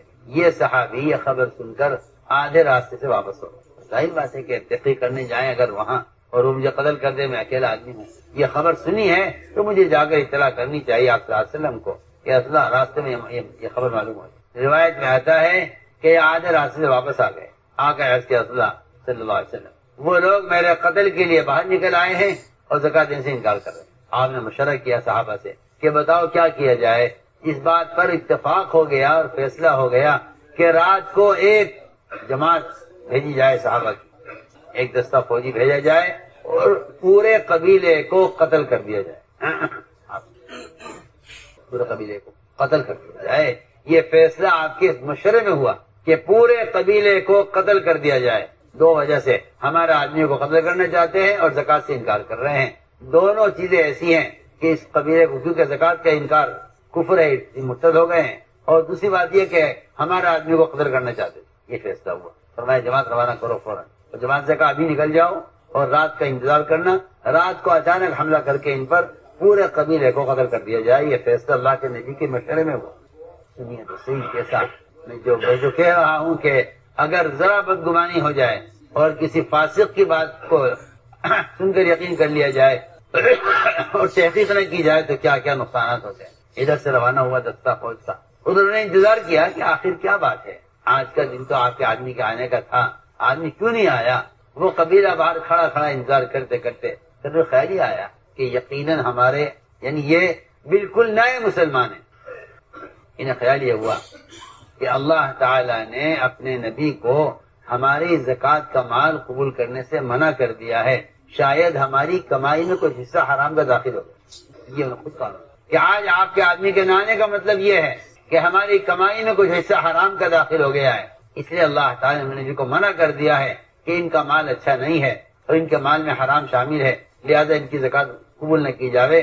اللہ نے آپ کو ہماری زکوٰۃ کے قبول کرنے سے منع کر دیا ہے، اس لیے آپ کا آدمی نہیں آیا۔ سب نے کہا چلو ہمیں خود جانا چاہیے آپ کی خدمت میں اور جا کر ہمیں سوال کرنا چاہیے آپ سے کہ آپ نے ہمارا زکوٰۃ کا مال کیوں قبول نہیں کیا، آدمی آپ کو کیوں نہیں آیا۔ ادھر سے وہ چلے، پورا قبیلہ ادھر سے روانہ ہوا، پورا قبیلہ ادھر سے روانہ ہوا، ادھر سے فوجی دستہ جا رہا ہے، راستے ملاقات ہوئی۔ آپ کون لوگ ہیں؟ کہ ہم قبیلہ مختلف ہیں۔ آپ کون ہیں؟ کہ ہم آپ کے قتل کے لیے بھیجے گئے۔ کیوں؟ کیا بات؟ کہ بات یہ ہے کہ آپ نے زکوٰۃ سے انکار کیا ہے اور آپ نے ہمارا آدمی کو قتل کرنے کا فیصلہ کیا ہے۔ کیا بات کس نے کہی؟ ہم سے انتظار کر رہے ہیں کہ آپ کا آدمی آئے تو ہم زکوٰۃ اس کے حوالے کریں، ہم سے استقبال کر رہے ہیں، انتظار کر رہے ہیں، سب آپس سے ملے، واپس آپ کے میں حاضر ہوئے۔ اس وقت قرآن کی آیت نازل ہوئی، یا ایھا الذین آمنوا ان جاءکم فاسق بنبأ فتبینوا، اے ایمان والو اگر کوئی فاسق تمہارے پاس کوئی خبر لائے تو اس کی تحقیق کر لینا، ایسا نہ ہو کہ تم اڑتی اڑاتی خبروں پر کوئی فیصلہ کر بیٹھو اور کوئی قدم اٹھا لو اور تمہارے لیے سوائے حسرت دامت کے کچھ نہ ہو۔ میں نے یہ ایک واقعہ اس لیے عرض کیا ہے کہ تاکہ معلوم تو ہو ہمیں کہ بدگمانیاں کہاں سے پیدا ہوتی ہیں اور مومن کے بارے میں غلط فیصلے آدمی کیسے کر بیٹھتا ہے۔ اس لیے میں نے عرض کیا کہ قرآن نے اس کی بہت تاکید سے اس سے روکا ہے، سارے ایمانوں کو مخاطب کر کے کہا اجتنبوا کثیرا من الظن۔ اور اگر خبر لے کر آئے فاسق، ہمیں کیسے معلوم ہوگا کہ یہ خبر لانا فاسق ہے یا مومن ہے؟ کسی کے پیشاب میں لکھا ہوتا نہیں کہ یہ فاسق ہے یا مومن ہے۔ ہمیں کیسے پتہ چلے گا کہ خبر لانے والا فاسق ہے؟ یہ تو بہت آسان بات ہے۔ اگر مومن کی طرف سے کوئی اچھی بات نقل کر رہا ہے تو آپ سمجھ لیجئے کہ یہ آدمی مومن ہے، اور اگر مومن کی طرف سے غلط بات نقل کر رہا ہے تو یہ فاسق ہے، اس کی خبر سے اندازہ ہو جائے۔ اس لیے میں نے عرض کیا کہ یہاں سے فساد شروع ہوتا ہے، یہاں سے فساد شروع ہوتا ہے۔ یہ فساد کا جڑ، فساد کا بیج، سب سے پہلا بیج فساد کا اور فساد کی جڑ یہ مومن کے بارے میں بدگمانی ہے، مومن کے بارے میں بدگمانی۔ اس لیے کہ بدگمانی ہوگی، بدگمانی کے بعد ہر آدمی جہت تجسس سے پڑے گا کہ تحقیق کرو مسلمان کے بارے میں، پھر مسلمان کی عیب جوئی ہوگی۔ اس لیے فرمایا کہ آپس کی اجتماعیت کو سب سے بڑا نقصان بدگمانی سے پہنچتا ہے۔ آپس کی اجتماعیت کو سب سے بڑا نقصان اس کے گلے میں سے یہ نکال دو۔ سب سے بڑا نقصان جو ہوتا ہے امت کا، وہ نقصان بدگمانی سے ہوتا ہے۔ اس لیے فرمایا ایاک والظن کہ اپنے آپ کو بدگمانی سے بچاؤ، اس لیے کہ بدگمانی سب سے بڑا جھوٹ ہے۔ آگے فرمایا ولا تحسسوا کہ عیب جوئی مت کرو اور کہیں گھس کر کسی کا عیب تلاش مت کرو۔ میرے بزرگ دوستو عزیزو، یہ پہلا سبب ہے آپس کی اجتماعیت کا کہ مومن کے بارے میں اچھا گمان کیا جائے، مومن کے بارے میں اچھا گمان کیا جائے، یہ اجتماعیت کا پہلا سبب ہے۔ اور اگر بدگمانی ہوگی تو افتراق پیدا ہوگا، بدگمانی ہوگی تو افتراق پیدا ہوگا۔ اگلی بات یہ ہے، حدیث میں جو میں نے عادت پڑھی ہے، اس میں فرمایا لا تحاسدوا کہ ایک دوسرے کی خیر پر حسد مت کرو، اس لیے کہ جس طرح بدگمانی تفریق پیدا کرتی ہے اس طرح حسد بھی تفریق پیدا کرتا ہے۔ حسد آدمی کو خیر سے محروم بھی کر دیتا ہے، اور حسد ایسی بیماری ہے کہ اللہ حفاظت فرمائے، حسد اسلام سے بھی محروم رکھتا ہے۔ بہت سے مشرکین آپ صلی اللہ علیہ وسلم کی بعثت کو، آپ کی نبوت کو، آپ کی تمام علامتوں سے ہم جان چکے تھے کہ ہاں یہ نبی برات ہے، لیکن حسد نے ان کو اسلام لانے سے روکا۔ وہ کہتے تھے کہ اگر نبی ہمارے خاندان میں ہوتے تو ایمان لے آتے، مگر کیا کریں، یہ نبی تمہارے خاندان میں، اس لیے ہم ایمان نہیں لائیں۔ حسد اتنی بڑی بیماری ہے، بڑی بڑی خیروں سے محروم کر دیتی ہے، بڑی بڑی خیروں سے محروم کر دیتی ہے۔ حسد ایسی بیماری ہے جو بڑی بڑی خیروں سے محروم کر دیتی ہے۔ کیوں؟ وجہ اس کی یہ ہے کہ حسد کرنے والا اللہ تعالیٰ کی تقسیم سے اختلاف کر رہا ہے، کرنے والا تقسیم سے اختلاف، حاسد اللہ کی تقسیم سے اختلاف کر رہا ہے۔ حسد کا ترجمہ یہی ہے کہ اللہ تو نے اس آدمی کو یہ چیز کیوں دی ہے؟ حسد کا ترجمہ یہی ہے، اللہ کی تقسیم سے اختلاف کرنے کو حسد کہتے ہیں کہ اللہ نے فلاں کو یہ چیز کیوں دی ہے۔ اس لیے ہم نے عرض کیا کہ سب سے پہلے آسمانوں پر جو اللہ کی نافرمانی ہوئی ہے کہ ابلیس نے سجدے سے انکار کیا ہے، یہ صرف حسد کی وجہ سے کہ آدم کو درجہ کیوں دیا جائے، آدم کو درجہ کیوں دیا جائے؟ اس حسد نے، میں آج یہ عرض کرتا ہوں کہ ابلیس کے ابلیس بننے کا نسخہ صرف دو چیزیں ہیں، ایک حسد ایک کبر، ایک حسد اور ایک کبر، یہ دو سبب ہیں شیطان بننے کے۔ شیطان بننے کا نسخہ ہی یہی ہے۔ پہلی نافرمانی اللہ کے آسمانوں میں ہوئی ہے حسد کی وجہ سے۔ اسے صحابہ کرام کے اندر ایک صفت تھی ہے کہ اگر اللہ تعالیٰ نے ان میں سے کسی کو کسی خیر سے نوازا ہے تو وہ حسد کی وجہ سے ان سے الگ نہیں ہوتے تھے، بلکہ اس خیر کو حاصل کرنے کے لیے ان کے ساتھ ہو جاتے تھے کہ ان کے ساتھ رہو تاکہ یہ خیر ہمارے اندر بھی آئے، یہ خیر ہمارے اندر بھی آئے۔ واقعہ نقل کیا ہے سیرت میں، آپ صلی اللہ علیہ وسلم نے یمنی تلوار نکالی، فرمایا اس تلوار کو کون لے گا؟ تقاضے ہوتے ہیں، تقاضے، ملکوں کے تقاضے، عالم کے تقاضے، اجتماعات کے تقاضے میں بہت اہم بات ہے۔ اکثر اس میں کسی کا انتخاب ہوتا ہے کسی کام کے لیے، تو کام کرنے والے اس فتنے میں پڑ جاتے ہیں کہ ایک پرانے کے ہوتے ہوئے نئے آدمی سے کام کیوں لیا جا رہا ہے۔ یہ ایک فتنہ ہے، یہ ایک فتنہ ہے، اور یہ فتنہ جب پیدا ہوتا ہے جب کام کرنے والوں کی نظر اپنی قدامت، اپنے پرانا ہونے، یا ان کی نظر اپنی صلاحیت پر آ جاتی ہے۔ بہت اہم بات ہے، یہاں سے اختلاف ہوتا ہے، یہ اختلاف کی ابتدا ہوتی ہے کہ نظر ہماری اپنی قدامت پر ہے اور ہماری نظر اپنے پرانے پن پہ ہے اور ہماری نظر اپنی استعداد پر ہے، تو یہاں اختلاف ہوگا کہ آپ نے ہمارے ہوتے ہوئے ان سے کام کیوں لیا ہے۔ میں بہت اچھی مثال دے رہا ہوں، قرآن نے اس کو بیان کیا ہے، یہ توجہ سے سننے کی بات ہے، قرآن نے اس کو بیان کیا ہے۔ وَكَذَلِكَ فَتَنَّا بَعْضَهُمْ بِبَعْضٍ لِيَقُولُوا أَهَٰؤُلَاءِ مَنَّ اللَّهُ عَلَيْهِم مِّن بَيْنِنَا أَلَيْسَ اللَّهُ بِأَعْلَمَ بِالشَّاكِرِينَ۔ یہ ایسی عجیب و غریب آیت ہے کہ اللہ فرماتے ہیں ہم اس طرح کی آزمائش کرتے ہیں، بعض کو آزماتے ہیں بعض کے ذریعے سے۔ وَكَذَلِكَ فَتَنَّا بَعْضَهُمْ بِبَعْضٍ، یہ آزمائش لِيَقُولُوا کہ یہ کہیں گے کیا ہمارے ہوتے ہوئے کام اسی لیا جائے گا، کیا ہمارے ہوتے ہوئے کام اسی لیا جائے گا۔ أَهَٰؤُلَاءِ مَنَّ اللَّهُ عَلَيْهِم بَيْنِنَا، کیا ہمارے ہوتے ہوئے اللہ نے ایسا ان پر کیا ہے۔ دھیان سے بات، سیرت میں سینکڑوں مثالیں ہیں اس کی۔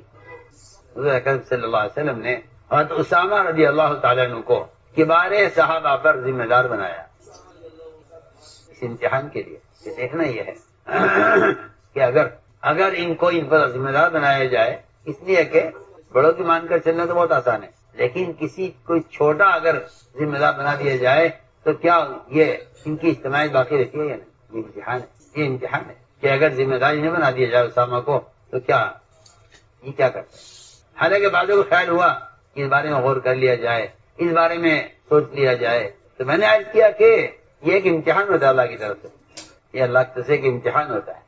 ایسے بہت موقع ہیں سیرت میں کہ ہم کوئی تقاضا آئے گا، ہم وہ تقاضا کسی کو بھی دے دیں گے، یہ امتحان لینے کے لیے کہ کیا دوسرے لوگ یہ کہیں گے کہ جی ہمارے ہوتے ہوئے ان کو کیوں دیا گیا ہے۔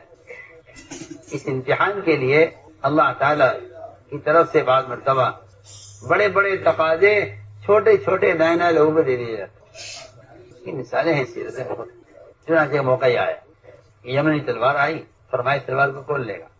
تو سب سے زیادہ استعداد والے حضرت عمر رضی اللہ تعالیٰ، فرمایا میرے بعد اگر نبی ہو سکتے تھے عمر نبی ہو سکتے تھے۔ فرمایا حضرت عمر نے کیا تو مجھے دیجیے، پہلے کھڑے ہوئے، فرمایا نہیں بیٹھ جاؤ۔ پھر اعلان ہوا تلوار کون لے گا؟ اب زبیر کھڑے ہوئے، پرانے بھی ہیں، آپ کے رشتے دار بھی ہیں، پرانے بھی ہیں، استعداد بھی خوب ہے، ان کو بھی نہیں دی، فرمایا نہیں بیٹھ جاؤ۔ تیسرا اعلان اس طرح ہوا اس تلوار کو کون لے گا جو اس کا حق ادا کرے۔ روایت میں آتا ہے دونوں ڈر گئے کہ حق کیسے ادا کریں گے۔ یہ نہیں کہ ہم حقدار ہیں، ہم زیادہ حق ادا کریں گے، نہیں، ہم پرانے ہیں، جو کام ہم کر سکتے وہ یہ نہیں کر سکتے، نہیں۔ دونوں بیٹھ گئے، دونوں ڈر گئے تیسرے اعلان پر، اور تیسرے اعلان پر ابو دجانہ کھڑے ہوئے، ایک عام صاحب ابو دجانہ کھڑے ہوئے، عرض کیا اللہ اس تلوار کا میں حق ادا کروں گا، آپ مجھے بتائیے اس کا حق کیا ہے۔ آپ نے فرمایا کہ دشمن سے چوکے گی نہیں اور مسلمان کو چھوئے گی نہیں، اس کا حق ہے۔ دشمن سے چوکے گی نہیں اور مسلمان کو چھوئے گی نہیں، یہ اس کا حق ہے۔ روایت میں آتا ہے کہ آپ نے ان دونوں کے ہوتے ہوئے ابو دجانہ کو تلوار دے دی۔ اس تلوار کو لے کر جب چلے میدان کی طرف تو زبیر رضی اللہ تعالی عنہ وہ ان کے پیچھے پیچھے گئے کہ چلو چل کے دیکھتے ہیں کیا کریں، ان کے پیچھے پیچھے، اور دیکھ کر کہنے لگے اللہ و رسول اعلم، اللہ جانتے ہیں، اللہ کے رسول جانتے ہیں کون سا کام کس سے لینا ہے۔ میدان میں اتر کر کام دیکھو نا، میدان میں اتر کر کام دیکھو، یہ آسان بات، بجائے اس کے کہ جزیات میں اختلاف کر کے بیٹھے آدمی میدان میں اتر کر کام دیکھے، کہنے سے کیا مطلب ہے کہ آپ نے تلوار ان کو دی، ان کو نہیں دی، ان کو دی، ان کو نہیں دی، اس سے کیا مطلب ہے؟ میدان میں اتر کر کام دیکھو۔ حضرت زبیر رضی اللہ تعالیٰ عنہ نعوذ باللہ اس بات سے ناراض ہو کر یا مایوس ہو کر پیچھے نہیں ہٹ گئے، اور یہ بھی نہیں کہ جی ٹھیک ہے کام تو ہم کریں گے لیکن ان کے ساتھ نہیں کریں گے، کیونکہ ہمارے ہوتے ہوئے ان کو آگے بڑھایا گیا، ان کے ساتھ الگ کریں گے۔ بلکہ روایت میں ہے کہ زبیر رضی اللہ تعالیٰ عنہ ابو دجانہ کے ساتھ میدان میں اترے اور ان کا کام دیکھا کہ آخر اس آدمی کے اندر اسی کیا خاص بات ہے کہ ہمارے ہوتے ہوئے اسے کام لیا گیا۔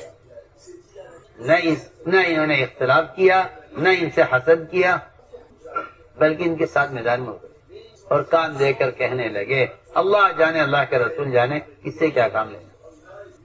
یہ فرمایا اللہ و رسول عالم۔ اللہ جانتا اللہ کسی کیا کام ہے. اس لیے صحابہ کا یہ معمول تھا کہ جب وہ کسی کو آگے بڑھتا ہوا دیکھتے تھے کسی بھی خیر میں تو وہ چاہتے تھے یہ خیر ہمارے اندر بھی آئے.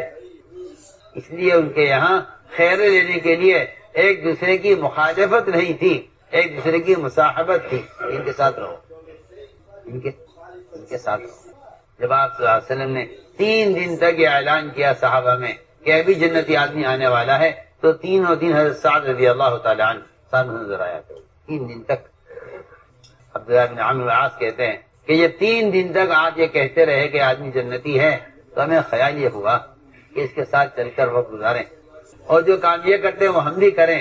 ان کے اعمال دیکھوں گا اور جو یہ کرتے ہیں وہ میں کروں گا تاکہ میں بھی جنتی ہو جاؤں. آ کر قیام کیا ان کے ساتھ. فرماتے میں ساری رات جاگ کر دیکھتا تھا کہ یہ رات کو نماز کیسے پڑھتے ہیں، تلاوت کیسی کرتے ہیں، ذکر کیسا کرتے ہیں، رات کا قیام کیسا کرتے ہیں، تہجد کتنی پڑھتے ہیں. لیکن میں نے 3 راتیں گزاری ان کے ساتھ. یہ رات کو سوتے تھے، فجر کی نماز تک سوتے تھے. میں نے ایک دن بھی ان کو تہجد پڑھتے ہوئے نہیں پایا. کہتے میں ان کو حقیر سمجھ کر اور ان کے عمل کو حقیر سمجھ کر میں نے کہہ دیا ان سے صاف ان کے منہ پر کہ آپ کچھ کرتے کراتے نہیں ہیں، آپ کے بارے میں جنتی ہونے کا اعلان ہو رہا ہے. میں تو آپ کے عمل کو دیکھنے آیا تھا لیکن آپ تو کوئی بڑا عمل کرتے نہیں ہیں. میں دیکھو بھتیجے بات یہ ہے کہ تم آئے تھے ہمارے پاس ہمارے عمل کو دیکھنے کے لیے. ہمارا تو معمول وہی ہے جو آپ نے دیکھا ہے. ہم تو رات کو سو جاتے ہیں عشاء پڑھ کر، فجر میں اٹھ جاتے ہیں. تو آخر بتائیے تو صحیح آپ جنتی آدمی کیسے ہیں؟ بات یہ ہے کہ ہمارے اندر ایک صفت ہے بس کہ اگر اللہ نے کسی کو کسی خیر سے نوازا ہے تو ہمیں اس سے حسد نہیں. بس یہ ایک وجہ ہے ہمارے جنتی ہونے کی. ایک وجہ ہو سکتی کہ مجھے امید اپنے جنتی ہونے کی صرف اس لیے ہے کہ مجھے اپنے ساتھیوں میں سے کسی کے خیر پر اس سے حسد نہیں. حضرت عامر نے جواب میں کہا بس یہی وہ صفت ہے جس نے آپ کو جنتی بنایا ہوا ہے اور ہمارے اندر یہ صفت نہیں. تو میں نے عرض کیا کہ حسد یہ نیکیوں کو ایسا کھا جاتا ہے جس طرح آگ لکڑی کو کھا جاتی ہے. آگ لکڑیوں کو کھا جاتی ہے. اس لیے فرمایا کہ جس کے بعد جو صلاحیت ہے اس صلاحیت کو کام میں لاؤ. صلاحیت کو کام میں لاؤ. آپ صلی اللہ علیہ وسلم نے جو ضدی قسم کے کفار تھے، ضدی قسم کے کفار، آپ نے سب سے زیادہ ضدی آدمی کے ہدایت کی فکر زیادہ کی ہے. یہ نہیں کہ یہ بہت ضدی ہے اور رکاوٹ بنا ہوا ہے اس کو راستے سے ہٹایا جائے. نہیں، کیونکہ جو ضد ہے یہ ضد ایک استعداد ہے. یہ ضد ایک استعداد ہے. یہ ضد اس کے اندر جو کفر پر اڑا ہوا ہے یہ ایک قوت ہے جو باطل پر لگ رہی ہے. ہمیں اس کی قوت کو استعمال کرنا ہے ہدایت کے لیے، اسلام کے لیے. یہ نہیں کہ اس کو قتل کر دو. نہیں، اس کو اگر قتل کر دیا گیا تو اس کی جو استعداد ہے وہ ختم ہو جائے گی. ہمیں اس کی استعداد کو حق کے لیے استعمال کرنا ہے. اس کی استعداد کو ضائع نہیں کرنا ہے.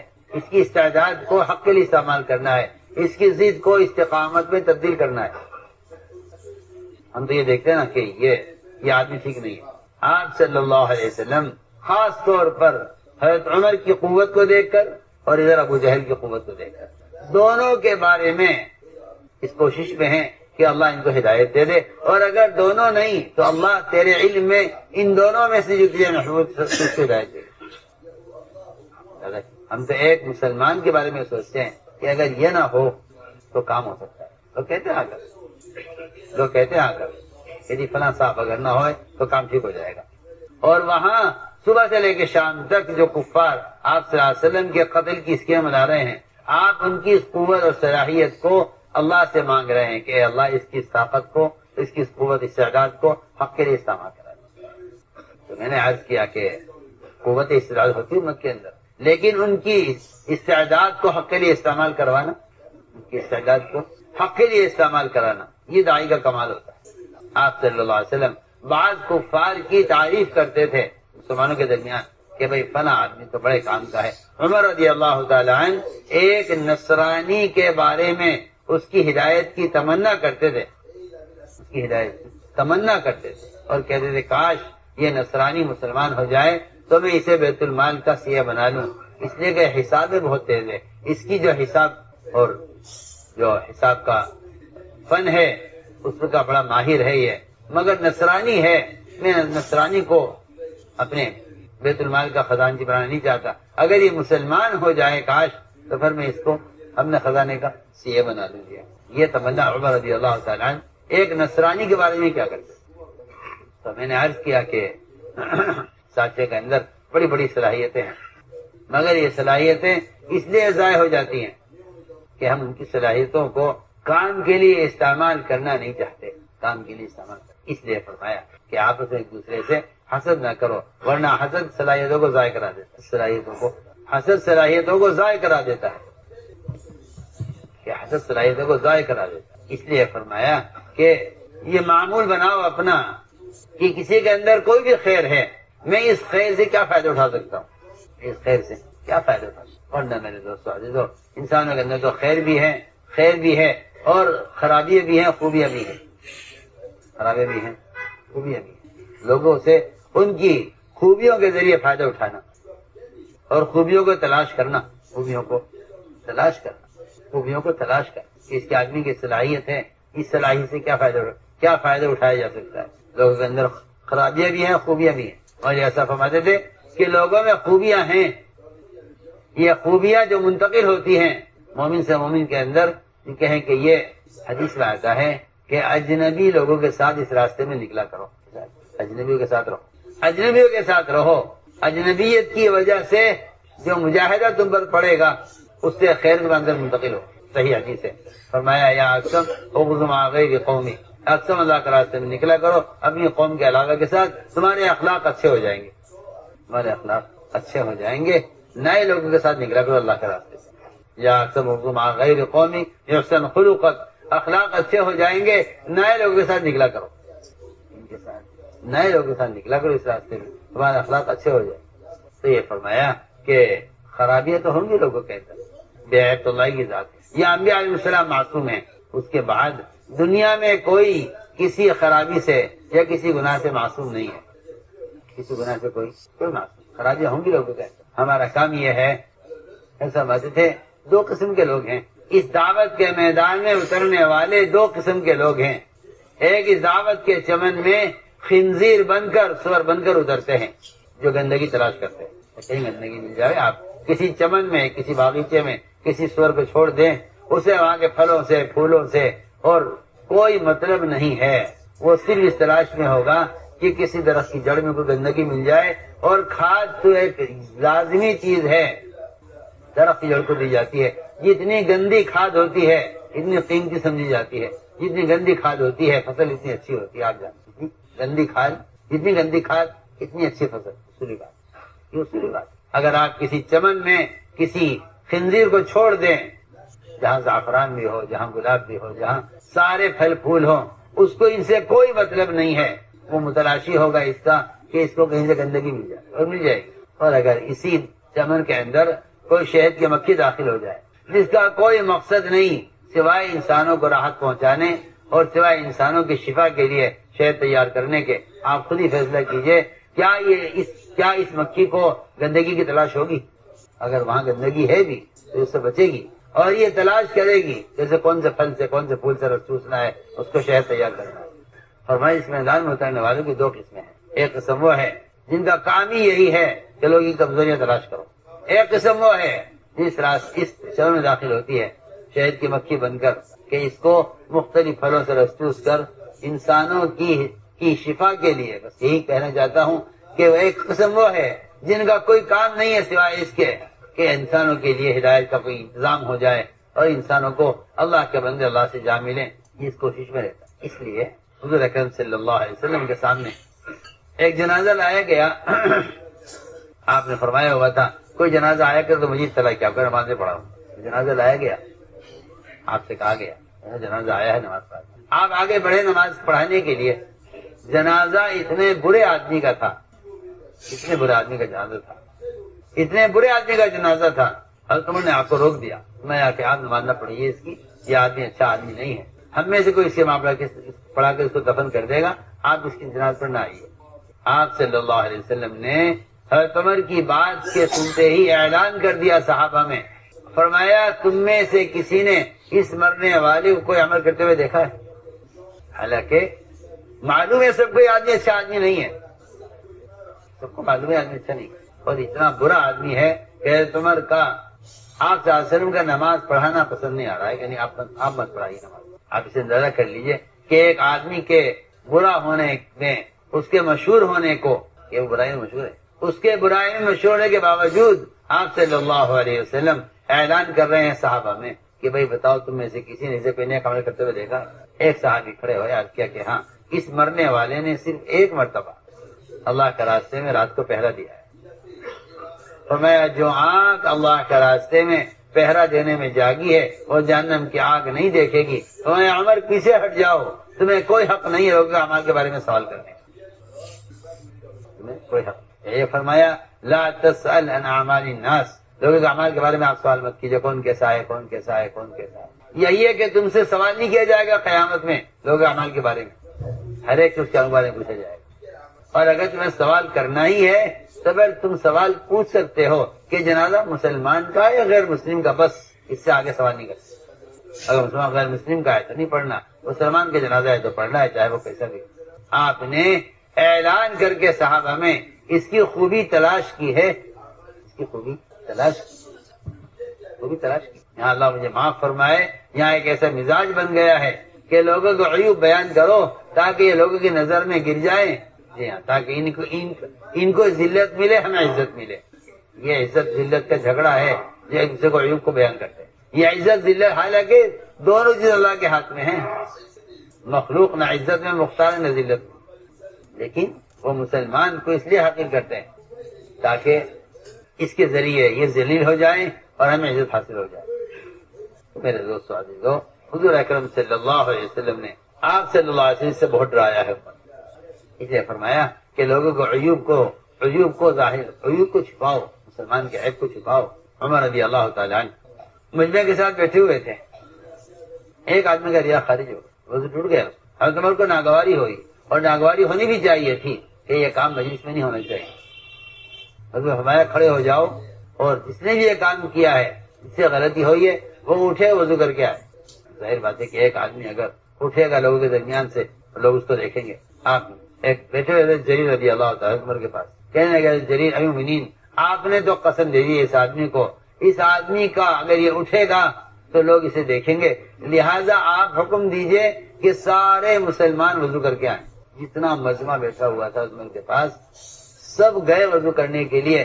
کسی کو پتہ نہیں چل سکا کہ یہ غلطی کس سے ہوئی تھی. حضرت عمر نے ایک مسلمان کے عیب کو چھپانے کے لیے سارے مسلمانوں سے وضو کروایا، سب وضو کروایا، اور تعریف کی ان کی صلاحیت پر تعریف کی. فرمایا کہ تم بڑے اچھے سردار تھے زمانہ جاہلیت میں، اور بڑے اچھے امیر ہو تم زمانہ اسلام میں. تم نے مشورہ بڑا اچھا دیا ہے کہ جس سے ایک مسلمان کا عیب، حالانکہ وہ ایک حاجت ہے، ایک کہنا چاہیے اضطراری حاجت ہے، جیسا پیشاب پخانا آدمی اس پر مجبور ہو جاتا ہے، ایسے ریا کا خارج ہونا انسان کی اختیار سے باہر کی چیز ہے. اس عیب کو حضرت عمر نے ایسا چھپایا ہے. آپ سے اندازہ کر لیجئے کہ اگر ایک مسلمان پر صرف لوگ اس بات پر ہنستے کہ اس نے یہ غلطی کی ہے، اس پر مسلمان کی رسوائی ہوتی. اس کو چھپانے کے لیے عمر رضی اللہ تعالیٰ عنہ نے سارے مجمع سے وضو کروایا تاکہ پتہ نہ چلے یہ غلطی کس سے ہوئی. یہ تو بہت معمولی بات ہے. ایک لڑکی سے زنا ہو گیا، حضرت عمر کے زمانے میں لڑکی سے زنا ہو گیا، اور اس کی بکارت اور کنواراپن ختم ہو گیا غلطی. پھر کہیں سے شادی کا پیام آیا، اس کی والدین کو خیال ہوا کہ ہماری لڑکی کے اندر عیب ہے اور اس سے زنا ہو چکا ہے، بہتر ہوگا کہ ہم لڑکے والوں کو بتا دیں کہ ہماری لڑکی کے اندر یہ عیب ہے. اس کے والدین ان کو بتانے سے پہلے گئے حضرت عمر کے پاس اور جا کر عمر سے کہا مومنین، ہم آپ سے ایک مشورہ کرنے آئے ہیں، ہماری لڑکی سے زنا ہو گیا تھا، اب کہیں سے شادی کا پیام اس کا آیا ہے، کیا ہم بتا دیں لڑکے والوں کو کہ ہماری لڑکی میں عیب ہے؟ حضرت عمر نے فرمایا اگر تم نے اس لڑکی کا حال لڑکے والوں کو بتلایا تو میں تمہیں اتنی سخت سزا دوں گا کہ سارے ملکوں کے لیے سزا عبرت بن جائے گی. یعنی لڑکے کو سزا دیں گے زنا کرنے کی، نہیں سزا تمہیں دوں گا کہ تم اس کی زنا کی خبر اگر تم نے کسی کو، اس لڑکی کی شادی اس طرح کرو جس طرح پاک دامن ایسی لڑکی جس نے کبھی کسی نامحرم کو نہ دیکھا ہو، جیسے اس کی شادی کی جائے جس طرح شادی کرو. میرے دوستو عزیزو، یہ ہے صحابہ کی سیرت، اور یہ ہے محمد صلی اللہ علیہ وسلم کا وہ مزاج جس مزاج سے امت بنی تھی. مزاج سے امت بنی، یہ تھا ماحول. اس معاشرے کو دیکھ کر، اس ماحول کو دیکھ کر لوگ کھچ کر آتے تھے اسلام کی طرف، تو کھچ کر آتے تھے. یہ تھا وہ مزاج، جس مزاج کی وجہ سے لوگ کھچ کر آتے تھے اسلام کی طرف. اس لیے ہم بار بار عرض کرتے ہیں کہ بے شک آپ کو شریعت کا علم ہے، نماز کا، روزے کا، حج کا، زکات کا، لیکن بنیادی بات یہ ہے کہ تربیت کا علم حاصل کرو. تربیت کا علم حاصل کرو، تربیت کا علم حاصل کرو. اس لیے مجھے تو یہ عرض کرنا تھا کہ بدگمانی اور حسد یہ بڑی بڑی خیروں سے محروم کر دیتا ہے، بڑی بڑی خیروں سے محروم کر دیتا ہے، اور بدگمانی یہ بڑے سے بڑے اقدامات کرا دیتا ہے. اس لیے فرمایا کہ مومن کے بارے میں ہمیشہ اچھا خیال رکھو، اور اگر کوئی مومن آ کر اپنی غلطی کا اعتراف بھی آپ سے کرے، آپ سنت تو یہ ہے کہ آپ معترف کی بات کا بھی یقین نہ کریں. مخبر کی بات کا یقین نہیں، معترف کی بات کا یقین نہ کریں. مخبر کا تو مطلب ہی نہیں یقین کرنے، خبر دینے والے کی بات کا یقین کرنا تو بہت دور کی بات ہے. یہاں سے اعتراف کرنے والے کی بات کا بھی یقین نہیں کرنا ہے. 4 مرتبہ ماعز بن مالک اسلمی نے اپنے زنا کرنے کی آپ کو سامنے خود اعتراف کیا. آپ صلی اللہ علیہ وسلم نے ہر مرتبہ یہ فرمایا کہ نہیں تم نے زنا نہیں کیا، تم جاؤ. کیوں؟ اس لیے کہ آپ اس سے امت کو اس کی تعلیم دینا چاہتے تھے کہ کوئی مسلمان اگر اپنے جرم کا اعتراف بھی کر رہا ہو تو ہمیں چاہیے کہ ہم یہ کہیں کہ نہیں مومن ایسا نہیں کر سکتے. میرے محترم دوستو، یہ ہے آپس میں اعتماد اور آپس میں اجتماعیت کے باقی رہنے کے اسباب. ورنہ بدگمانی آدمی کے مسلمانوں کو بکھیر کر رکھ دیتی ہے. جتنا مسلمانوں میں آپس میں افتراق ہے اس کی بنیادی وجہ یہ ہے، کہ ہم نے اجتماعیت کے اسباب کو چھوڑ دیا. اس لیے صلاحیتیں ضائع ہو رہی ہیں، صلاحیتیں ضائع ہو رہی ہیں. اس لیے کہ مسلمان کے جو حقوق ہیں وہ حقوق مسلمان کے پوری طرح ادا نہیں ہو رہے ہیں. جہاں حق ادا نہیں ہوگا وہاں صلاحیتیں ضائع ہوں. اس لیے فرمایا کہ ہر شخص سے اس کے مناسب کام لیا جائے. آپ صلی اللہ علیہ وسلم امت کی صلاحیتوں سے فائدے کیسے اٹھاتے تھے؟ جو آپ پر ایمان لاتا تھا اس کی ساری قوت اور استعداد جو اسلام کے خلاف استعمال ہو رہی ہوتی تھی وہ بالکل اسلام کے تابع ہو جاتی. ابو جہل کے بیٹے اکرمہ جب اسلام سے بھاگے فتح مکہ کے موقع پر، اور ان کی بیوی ان کو تیار کر کے لائے آپ کی خدمت میں، انہوں نے اسلام قبول کیا. پہلی بات انہوں نے یاد کیا آپ سے کہ میں نے آج تک اسلام کے خلاف جو کوششیں کی ہیں میں نے آج نیت کر لی ہے کہ آج کے بعد میری ساری صلاحیت ہے. اور اس کی وجہ کیا ہے؟ اس کی وجہ یہ ہے کہ آپ صلی اللہ علیہ وسلم ان کے آنے سے پہلے صحابہ سے فرما رہے تھے کہ دیکھو اکرمہ آ رہے ہیں، ان کا اکرام کرنا ہے. ان کے باپ کو ان کے سامنے برا مت کہنا، اکرمہ آ رہے ہیں، ان کا اکرام کرنا ہے. ان کے آنے سے پہلے آپ تیار تھے ان کے استقبال کے لیے. انہوں نے عرض کیا کہ میں نے آج تک اپنی صلاحیتوں کو جتنا میں نے اسلام کے خلاف کوشش کی ہے، آج میری یہ ساری صلاحیت اسلام کے لیے استعمال. اس لیے میرے بزرگ دوستوں، لوگوں کے اندر صلاحیتیں بہت ہیں، مالی صلاحیتیں ہیں، عقلی صلاحیتیں ہیں. ان صلاحیتوں کو حق پر استعمال کرنے کے لیے سب سے پہلی ضرورت جو کام کرنے والوں کو ہے وہ ضرورت وسعت قلبی کی ہے. ساتھ کہہ رہا ہوں، تنگ دلی سے فرقے بنتے امت نہیں بنتی. تنگ دلی سے فرقے بنتے امت نہیں بنتی. تنگ دلی سے امت نہیں بنتی. جہاں تنگ دل ہوں گے وہاں صلاحیت ضائع ہوں گی. اس لیے فرمایا کہ وسعت قلبی سے یہ کام ہوتا ہے. امت جو بنتی ہے وہ وسعت قلبی سے بنتی ہے. تنگ دلی سے فرقہ بنتے امت نہیں بنتی. اس لیے آپ صلی اللہ علیہ وسلم نے اجنبی لوگوں کو اپنے آپ وہ مقام دیا ہے. آپ غور کیجیے، بلال رضی اللہ تعالیٰ عنہ اجنبی ہیں، ان کو مؤذن بنایا ہے. سلمان فارسی اجنبی ہیں، ان کو سب سے بڑا اپنا مشیر بنایا ہے. ایسے صحابہ کے واقعات دیکھیں گے کہ جس میں آپ صلی اللہ علیہ وسلم نے اجنبی لوگوں کو آگے رکھا ہے. بلال کو مؤذن بنایا کیونکہ امت بنانے کے لیے لازم ہے کہ آپ قوم، برادری، رنگ، زبان، علاقائیت ان تمام تنگیوں سے نکل کر اس کام کو کرے تو امت بنے. ایک جگہ ہم شورا بنا رہے تھے تو ایک صاحب نے درمیان میں آ کر کہا کہ جی یہ شورا بھی ان پہ نہ لیجیے گا. کیوں؟ کہنے گا یہ ہمارے ملک کے آدمی نہیں ہے، یہ دوسرے ملک کے رہتے تو یہاں ہیں لیکن ہمارے ملک کے نہیں ہے. جو ہمارے ملک کا نہیں ہے وہ ہماری شورا میں کیسے ہو سکتا ہے؟ مجھے حیرت ہے آپ کی اس بات پر. سلمان فارسی رضی اللہ تعالیٰ عنہ فارس کے ہیں، لیکن آپ کے ایسے مشیر خاص ہیں کہ جب سلمان فارسی آپ سے بات کرتے تھے کوئی تیسرا شریک نہیں ہوتا، اتنا اعتماد تھا آپ کے یہاں ان کا، اتنا اعتماد تھا صرف سلمان فارسی رضی اللہ عنہ کی رائے پر خندق کھودی گئی ہے۔ غزوہ خندق جو ہوا ہے سلمان فارسی کی رائے پر ہوا ہے، اجنبی آدمی میں بہت ضرور بات کرتا ہوں۔ جب زبان اور رنگ اور قبیلہ اور قوم کی بات آ جائے گی اور برادری کی بات آئے گی تو امت مجتمع نہیں رہتے تھے۔ حضور اکرم صلی اللہ علیہ وسلم نے امت کو بنانے کے لیے سب سے بڑا کارنامہ یہ انجام دیا ہے کہ آپ صلی اللہ علیہ وسلم نے امت بنانے کے لیے ان کے درمیان کی ساری نسبتوں کو ختم کیا ہے، صرف یہ فرمایا کہ امت بن کر کام کرو۔ کیا بن کر؟ امت کسے کہتے ہیں؟ امت کسے کہتے ہیں؟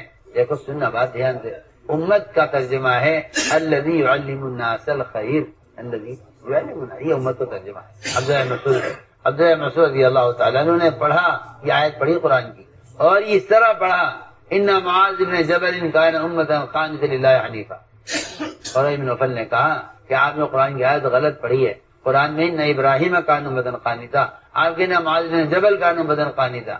فرمایا فروا تم جانتے بھی ہو امت کسے کہتے ہیں؟ امت ہر اس شخص کو کہتے ہیں جو لوگوں کو بھلی بات سکھلائے، لوگوں کو میرے دوستوں میں اس سے صاف طور کرتا ہوں کہ اس کام میں طبقاتی محنت کا کوئی تصور نہیں ہے۔ امت طبقات میں بٹی ہوئی ہے، امت طبقات میں بٹی ہوئی ہے، امت کا طبقات میں بٹنا یہی دنیا میں فساد کا اصل ذریعہ ہے۔ اتنا دنیا میں فساد خونریزی ہے صرف اس لیے ہے کہ امت طبقات میں تقسیم ہے، امت طبقات میں تقسیم ہے، یہ امت کے اختلاف کا اصل سبب ہے، امت کے فساد کا اصل سبب ہے۔ آپ صلی اللہ علیہ وسلم نے جو سب سے بڑا کارنامہ انجام دیا ہے وہ یہ کہ امت کے درمیان کے طبقاتی فرق کو ختم کیا، امت کے درمیان طبقاتی فرق کو ختم کیا۔ اس لیے فرمایا کہ تمہارے خیر امت ہونے کے لیے ایک شرط یہ ہے سب سے پہلی کہ تم کسی کو بھی دعوت دینے میں اس کو اجنبی مت سمجھنا، اس کو اجنبی، کسی کو بھی اجنبی نہ، اس لیے دعوت کی عمومیت سے امت بنی ہے۔ آپ صلی اللہ علیہ وسلم کسی انسان کا درجہ اس سے کم نہیں سمجھتے کہ آپ اس کو خود دعوت، جو رغبت جو شوق آپ کو ایک فقیر ایک ڈاکو کو دعوت دینے کا ہے وہی شوق اور وہی رغبت آپ کو ایک بادشاہ کو دعوت دینے کا ہے۔ آپ غور کیجیے، آپ یہ نہیں کہ ان کے لیے دعوت کی زیادہ اہمیت ہے ان کے لیے کم ہے کہ نہیں، جو فکر آپ کو ایک بادشاہ کو دعوت دینے کا ہے وہ فکر آپ کو ایک ڈاکو کو دعوت دینے کا ہے۔ سفر ہجرت میں آپ نے ڈاکو کا راستے اختیار کیا ہے صرف اس لیے کہ ان ڈاکو کو جا کر دعوت دیں۔ تو میں نے عرض کیا کہ اندر دلوں کے اندر یہ بات پیدا ہو جاتی ہے کہ یہ آدمی ہمارے قبیلے کا نہیں ہے، یہ ہمارے خاندان کا نہیں ہے، یہ ہماری قوم کا نہیں ہے۔ آپ صلی اللہ علیہ وسلم نے امت بنانے کے لیے ان ساری نسبتوں کو ختم کیا، ان نسبتوں کو ختم کیا۔ اس لیے میرے دوستوں یہ ہیں چند بنیادی چیزیں جس کا خیال رکھنا ضروری ہے امت بنانے کے لیے۔ اس لیے اس امت کے خیر امت ہونے کے لیے یہ شرط ہے کہ امت دعوت پر مجتمع ہو، دعوت اللہ کے بغیر یہ امت خیر امت نہیں ہو سکتی، دعوت کے بغیر یہ امت خیر امت نہیں ہو سکتی دعوت کے بغیر، کہ اس امت کے خیر امت ہونے کے لیے دعوت شرط ہے، اس امت کے خیر امت ہونے کے لیے دعوت شرط ہے۔ اس لیے کہ قرآن نے اس امت کے خیر امت ہونے کے لیے جو وظیفہ بتلایا ہے وہ وظیفہ صرف دعوت اللہ ہے، ورنہ کسی بھی عمل خیر کے کرنے سے اس امت کا ایک فرد بھی خیر امت نہیں ہو سکتا۔ کوئی عمل خیر کریں آپ، نماز کا، روزے کا، حج کا، زکوٰۃ کا، صدقات کا، نفلی نمازوں کا، نفلی روزوں کا، جتنے بھی خیر کے کام ہو سکتے ہیں، آپ تو آج 1500 سال کے بعد کہہ رہے ہیں کہ ہم خیر امت ہیں دعوت کے بغیر۔ آج کا مسلمان دعوت اللہ کے بغیر اپنے آپ کو خیر امت میں تصور کر رہا ہے، جبکہ حقیقت یہ ہے کہ اگر صحابی نبی کی صحبت میں رہتے ہیں وہ سارے عمل خیر کرتے ہیں لیکن دعوت نہیں دیتے تو صحابی بھی خیر امت نہیں ہو سکتے۔ آپ اسی میں کیا کہہ گیا، آپ توجہ کریں گے میری بات کی، صحابی بھی خیر امت نہیں ہو سکتے آپ کی صحبت میں رہتے ہوئے اگر دعوت نہیں دیتے۔ آج 1500 سال کے بعد کوئی مسلمان کہہ سکتا ہے کہ ہم خیر امت میں شامل ہیں بغیر دعوت کے؟ سوچیے میں کیا کہہ رہا ہوں۔ اس زمانے میں کوئی مسلمان دعوت اللہ کے بغیر خیر امت میں شامل کیسے ہو سکتا ہے؟ جب نبی کی صحبت میں صحابی رہتے ہوئے سارے اعمال خیر کریں اور دعوت نہ دیں تو وہ خیر امت نہیں ہو سکتے۔ آپ کیسے کیجیے؟ حضرت عمر کا قول بھی نقل کرا، حضرت عمر فرمایا کرتے تھے رضی اللہ تعالیٰ کہ اگر نبی کی صحبت میں رہ کر حضرت عمر کون ہے آپ جانتے، آپ فرما رہے عمر رضی اللہ تعالیٰ عنہ، اے نبی کی صحبت میں رہ کر ہم سارے اعمال خیر کرتے، عمرے کرتے، حج کرتے، ذکر کرتے، تلاوت کرتے، زکات دیتے، روزے رکھتے، نمازیں پڑھتے، سارے اعمال خیر کرتے، لیکن دعوت نہ دیتے تو ہم نبی کی صحبت میں رہ کر بھی خیر امت نہیں ہوتا۔ آج کا مسلمان وہ یہ کہہ رہا ہے کہ ہم دعوت کے بغیر خیر امت ہو گئے۔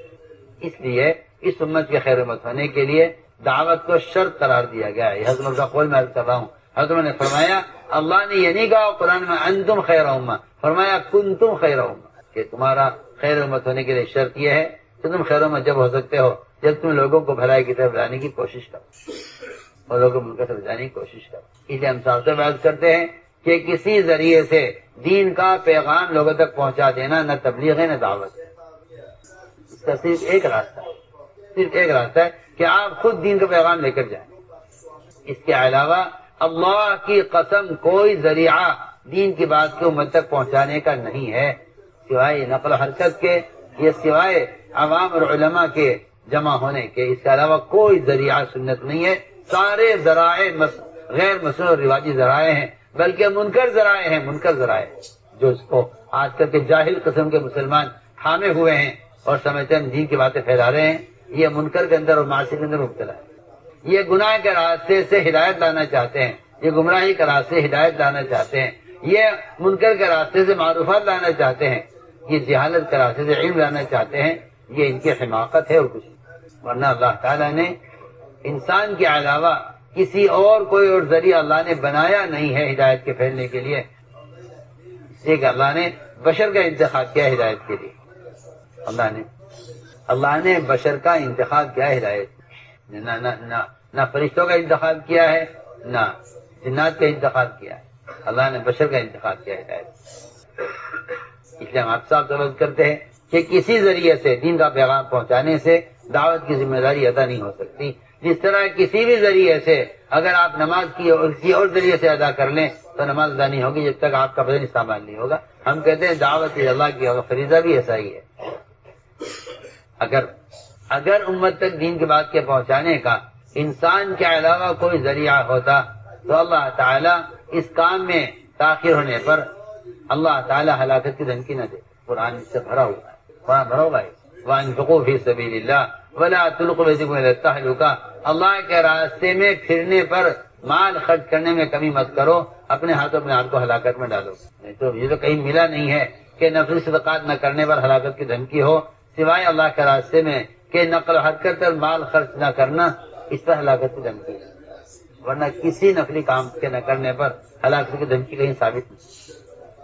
ہم اس لیے عرض کرتے ہیں اس راستے میں نکلنا اللہ کا امر ہے، اس راستے میں نکلنا اللہ کا امر ہے۔ انفرو، ہم اس انفرو کے امر پر عمل کرنے کے لیے، اس نفر کے حکم کو پورا کرنے کے لیے نکلتے ہیں۔ اگر امت تک دین کی دعوت کے پہنچانے کا کوئی بھی ذریعہ ہوتا تو اللہ تعالیٰ انسان کے اس کام کے نہ کرنے پر اللہ تعالیٰ ہلاکت کی دھمکی نہ دیتا۔ اس لیے تذکیر مؤثر نہیں ہے جب تک انسان خود اس کے لیے استعمال نہ ہو۔ ذکر فإن الذکریٰ تنفع المؤمنین، یہ ایمان والوں کا نفع اسی میں ہے کہ آپ بذات خود جا کر لوگوں کو دین کی دعوت خود پہنچائیں۔ اس لیے کہ اصولی بات ہے کہ داعی کا مجاہدہ مدعو کی ہدایت کا سبب بنتا ہے، یہ اصولی بات، داعی کا مجاہدہ۔ اس لیے میرے دوستو عزیزوں، قربانیوں میں آگے بڑھنا ہے کہ اللہ نے قرآنوں کو عوام کے لیے اور علماء کو عوام کے لیے مقتدی بنایا ہے، علماء کو عوام کے لیے اور قرآنوں کو عوام کے لیے مقتدی بنایا ہے۔ یہ پہل کریں گے تو یہ سرائیول کے لوگ ہیں، اس لیے اس کا دل سے عزم کریں کہ انشاءاللہ ہمیں اس مزاج کے ساتھ، اس وسعت قلبی کے ساتھ اور استقامت کے ساتھ ہمیں اس ذمہ داری کو موت تک پورا کریں۔ اس کے لیے ارادے فرماؤ اور نیتیں فرماؤ۔ جو علماء سال کے لیے آئے ہیں سال پیش کریں، جو 4 مہینے جو سال لگا چکے ہیں سال کے لیے پیش بتائیں بھائی، ہمت کر کے پیش کریں، علماء بھی پیش کریں۔ مولانا طارق صاحب سال دوم کے لیے انشاءاللہ، مولانا نعیم صاحب، مولانا ہدایت اللہ صاحب، سانگلی کی پوری جماعت ہے 3 سال کے لیے۔ اور بتائیں سال کے لیے بھی علماء کرام پیش کریں، دوسرے سال کے لیے بھی پیش کریں۔